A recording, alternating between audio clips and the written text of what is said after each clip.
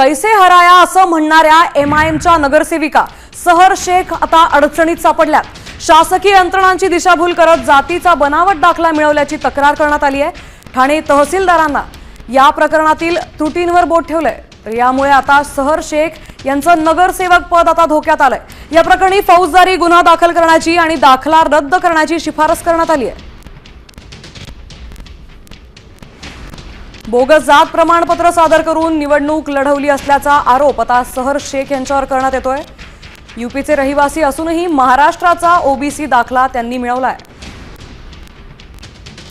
स्थलांतरितांसाठी नमुना 8 वापरून प्रशासनाची फसवणूक केल्याचाही आरोप त्यांच्यावर होतोय। ठाणे तहसीलदारांकडून या प्रकरणाची सखोल चौकशी सध्या सुरू आहे। तर फसवणूक सिद्ध झाल्यास सहर शेख यांचं नगरसेवक पद रद्द होण्याचीही शक्यता आहे।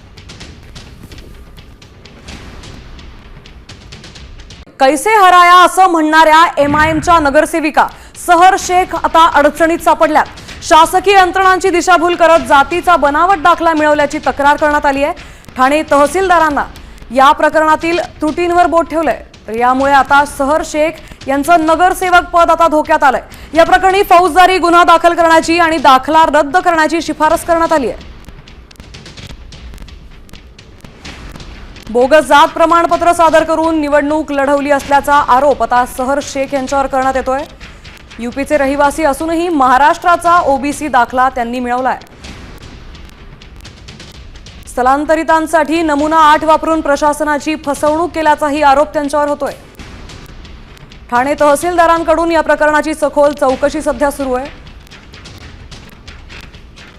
तर फसवणूक सिद्ध झाल्यास सहर शेख यांचं नगरसेवक पद रद्द होण्याचीही शक्यता आहे।